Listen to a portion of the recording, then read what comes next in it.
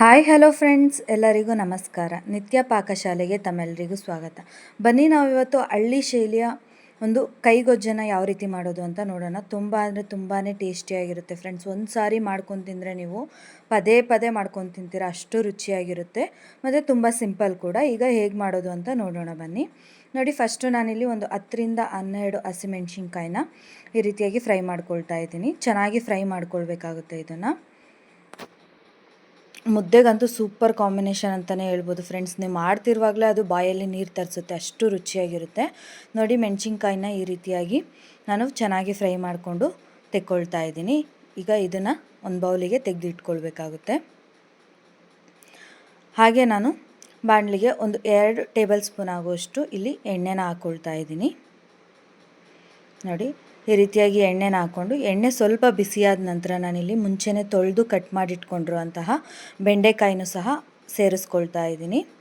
ನೋಡಿ, ಈ ರೀತಿಯಾಗಿ ಬೆಂಡೆಕಾಯಿನೂ ಸಹ ಸೇರಿಸ್ಕೊಂಡು ಅದು ಏನು ಲೋಳೆ ಇರುತ್ತೆ ಅಲ್ವಾ, ಅದೆಲ್ಲ ಹೋಗೋವರೆಗೂ ಚೆನ್ನಾಗಿ ಫ್ರೈ ಮಾಡ್ಕೋಬೇಕು.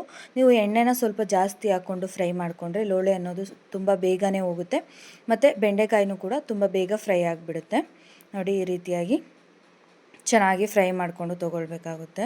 ಈ ರೀತಿಯಾಗಿ ಬೆಂಡೆಕಾಯಿ ಕೈಗೊಜ್ಜನ್ನ ಅಜ್ಜಿದಿರು ಮುಂಚೆ ಎಲ್ಲ ಹಳ್ಳಿಗಳಲ್ಲೂ ಮಾಡ್ತಿದ್ರು ಫ್ರೆಂಡ್ಸ್. ತುಂಬ ಅಂದರೆ ತುಂಬ ರುಚಿಯಾಗಿರ್ತಿತ್ತು. ನೋಡಿ, ಈಗ ಲೋಳೆ ಎಲ್ಲ ಹೋಗಿದೆ. ಈ ರೀತಿಯಾಗಿ ಚೆನ್ನಾಗಿ ಫ್ರೈ ಮಾಡಿಕೊಂಡು ಇದನ್ನು ಸಹ ನಾನು ಈಗ ಒಂದು ಬೌಲಿಗೆ ತೆಗೆದಿಟ್ಕೊಳ್ತಾ ಇದ್ದೀನಿ. ಇದನ್ನು ರಾಗಿ ರೊಟ್ಟಿ ಅಥವಾ ಚಪಾತಿ ಜೊತೆ ಕೂಡ ತಿನ್ನೋದಕ್ಕೆ ತುಂಬ ಅಂದರೆ ತುಂಬಾ ರುಚಿಯಾಗಿರುತ್ತೆ ಫ್ರೆಂಡ್ಸ್. ನೋಡಿ, ಈ ರೀತಿಯಾಗಿ ಎಲ್ಲನೂ ತೆಕ್ಕೊಂಡ ನಂತರ ನಾನು ಅದೇ ಬಾಣಲಿಗೆ ಈಗ 1 ಟೇಬಲ್ ಸ್ಪೂನ್ ಆಗುವಷ್ಟು ಎಣ್ಣೆನ ಹಾಕ್ಕೊಂಡು ನಾನಿಲ್ಲಿ ಮುಂಚೆನೇ ತೊಳೆದು ಕಟ್ ಮಾಡಿ ಇಟ್ಕೊಂಡಿರುವಂಥ 3 ಮೀಡಿಯಮ್ ಸೈಜು ಟೊಮೆಟೊನೂ ಸಹ ಸೇರಿಸ್ಕೊಳ್ತಾ ಇದ್ದೀನಿ. ಈ ರೀತಿಯಾಗಿ ಟೊಮೆಟೊನು ಸೇರಿಸ್ಕೊಂಡು ಅದಕ್ಕೆ ಸ್ವಲ್ಪ ಒಂದು ಚಿಟಿಕೆ ಆಗುವಷ್ಟು ಉಪ್ಪನ್ನು, ಈ ರೀತಿಯಾಗಿ ಉಪ್ಪನ್ನು ಹಾಕಿ ಟೊಮೆಟೊನ ಫ್ರೈ ಮಾಡ್ಕೊಳ್ಳೋದ್ರಿಂದ ಟೊಮೆಟೊ ಅನ್ನೋದು ತುಂಬಾ ಬೇಗನೆ ಫ್ರೈ ಆಗಿಬಿಡುತ್ತೆ. ಹಾಗಾಗಿ ನಾನಿಲ್ಲಿ ಸ್ವಲ್ಪ ಉಪ್ಪನ್ನು ಹಾಕ್ಕೊಂಡು ಈ ರೀತಿಯಾಗಿ ಫ್ರೈ ಮಾಡಿಕೊಂಡು ಲಿಡ್ನ ಕ್ಲೋಸ್ ಮಾಡಿ ಒಂದು 5 ನಿಮಿಷಗಳ ಕಾಲ ಬೇಯಿಸ್ಕೊಳ್ತಾ ಇದ್ದೀನಿ. ನೋಡಿ, ಈ ರೀತಿಯಾಗಿ ಒಂದು 5 ನಿಮಿಷ ಲಿಡ್ನ ಕ್ಲೋಸ್ ಮಾಡಿದ್ರೆ ಟೊಮೆಟೊ ಅನ್ನೋದು ಬೇಗನೆ ಫ್ರೈ ಆಗಿಬಿಡುತ್ತೆ. ನೋಡ್ತಾ ಇರ್ಬೋದು ನೀವಿಲ್ಲಿ ಚೆನ್ನಾಗಿ ಫ್ರೈ ಆಗಿದೆ ಟೊಮೆಟೊ ಕೂಡ. ಈಗ ಇದನ್ನು ಗ್ಯಾಸ್ನ ಆಫ್ ಮಾಡಿಬಿಟ್ಟು ಒಂದು 5 ನಿಮಿಷ ತಣ್ಣಗಾಗಲಿಕ್ಕೆ ಬಿಡೋಣ. ಅಷ್ಟರಲ್ಲಿ ನಾವಿಲ್ಲಿ ಒಂದು ಕುಟ್ಟಾಣಿಗೆ ಒಂದು 5ರಿಂದ 6 ಬೆಳ್ಳುಳ್ಳಿ ಹಾಗೆ ಒಂದು ಸ್ವಲ್ಪ ಕೊತ್ತಂಬರಿ ಸೊಪ್ಪನ್ನು ಸಹ ಹಾಕ್ಕೊಂಡು ನಾನು ಈ ರೀತಿಯಾಗಿ ಜಜ್ಕೊಳ್ತಾ ಇದ್ದೀನಿ. ಈ ರೀತಿಯಾಗಿ ಜಜ್ಕೊಂಡು ಹಾಕ್ಕೊಳ್ಳೋದ್ರಿಂದ ಆ ಗೊಜ್ಜಿಗೆ ತುಂಬಾ ರುಚಿ ಬರುತ್ತೆ ಅಂತಲೇ ಹೇಳ್ಬೋದು. ಬೆಳ್ಳುಳ್ಳಿ ಮತ್ತು ಕೊತ್ತಂಬರಿ ಸೊಪ್ಪು 2 ಸೇರಿಸಿ ಜಜ್ಜಿದಾಗ ಆ ಸ್ಮೆಲ್ ಇರುತ್ತಲ್ಲ ಫ್ರೆಂಡ್ಸ್, ಅದು ತುಂಬ ಅಂದರೆ ತುಂಬಾ ಚೆನ್ನಾಗಿರುತ್ತೆ ಮತ್ತು ಇದು ಗೊಜ್ಜಿಗೆ ಒಂದು ಎಕ್ಸ್ಟ್ರಾ ಟೇಸ್ಟ್ ಅಂತಲೇ ಹೇಳ್ಬೋದು. ನೋಡಿ, ಈ ರೀತಿಯಾಗಿ ಎಲ್ಲನೂ ಜಜ್ಕೊಂಡು ನಾನು ಈಗ ಇದನ್ನು ಸಹ ಸೈಡಿಗೆ ಎತ್ತಿಟ್ಕೊಳ್ತಾ ಇದ್ದೀನಿ. ನೀವು ಈ ರೀತಿ ಜಜ್ಜೋದಕ್ಕೆ ಏನೂ ಇಲ್ಲ ಅಂದರೆ ಕಟ್ ಸಹ ಮಾಡ್ಕೊಳ್ಬೋದು, ತೊಂದರೆ ಇಲ್ಲ, ಕಟ್ ಮಾಡಿಕೊಂಡು ಸಹ ಹಾಕ್ಕೊಳ್ಬೋದು. ಬಟ್ ಈ ರೀತಿಯಾಗಿ ಜಜ್ಜೋದ್ರಿಂದ ಒಂದು ರುಚಿ ಬೇರೆ ಲೆವೆಲಲ್ಲೇ ಇರುತ್ತೆ ಅಂತಲೇ ಹೇಳ್ಬೋದು. ನೋಡಿ, ಈ ರೀತಿಯಾಗಿ ಎಲ್ಲನೂ ತೆಕ್ಕೊಂಡಿದ್ದೀನಿ. ನಂತರ ಈಗ ಒಂದು ಸಣ್ಣ ಮಿಕ್ಸಿ ಜಾರಿಗೆ ನಾನಿಲ್ಲಿ ಒಂದು 8 ಆಗೋಷ್ಟು ಹಸಿಮೆಣ್ಸಿನ್ಕಾಯಿನ ಹಾಕ್ಕೊಂಡಿದ್ದೀನಿ. ಹಾಗೆ ನಾವಿಲ್ಲಿ ಫ್ರೈ ಮಾಡ್ಕೊಂಡಿರುವಂಥ ಟೊಮೆಟೊನೂ ಸಹ ಸೇರಿಸ್ಕೊಳ್ತಾ ಇದ್ದೀನಿ. ನೋಡಿ, ಈ ರೀತಿಯಾಗಿ ಟೊಮೆಟೊನೂ ಸಹ ಸೇರಿಸ್ಕೊಳ್ಬೇಕಾಗುತ್ತೆ. ಇದನ್ನು ನೀವು ಕೈಯಲ್ಲಿ ಬೇಕಿದ್ರೂ ಸ್ಮ್ಯಾಶ್ ಮಾಡ್ಕೊಳ್ಬೋದು. ಹಸಿಮೆಣ್ಸಿನ್ಕಾಯಿ ಮುಟ್ಟೋದ್ರಿಂದ ಮಕ್ಕಳಿಗೆ ಖಾರ ಆಗುತ್ತೆ ಅನ್ನೋ ಕಾರಣಕ್ಕೋಸ್ಕರ ನಾನು ಈ ರೀತಿಯಾಗಿ ಮಿಕ್ಸಿಲಿ ಗ್ರೈಂಡ್ ಮಾಡಿಕೊಂಡು ತೊಗೊಂಡಿದ್ದೀನಿ ಅಷ್ಟೇ.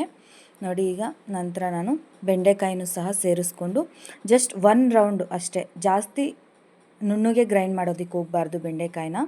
ನೋಡಿ, ತೋರಿಸ್ತೀನಿ ನಾನಿಲ್ಲಿ ಈ ರೀತಿಯಾಗಿ ಗ್ರೈಂಡ್ ಮಾಡಿಕೊಂಡು ತೊಗೊಳ್ಬೇಕಾಗುತ್ತೆ. ನೋಡ್ತಾ ಇರ್ಬೋದು ನೀವಿಲ್ಲಿ ಬೆಂಡೆಕಾಯಿ ಜಾಸ್ತಿ ಗ್ರೈಂಡ್ ಆಗಿಲ್ಲ, ಈ ರೀತಿಯಾಗಿ ಮೀಡಿಯಮಾಗಿ ಗ್ರೈಂಡ್ ಮಾಡಿಕೊಂಡು ತೊಗೊಂಡಿದ್ದೀನಿ.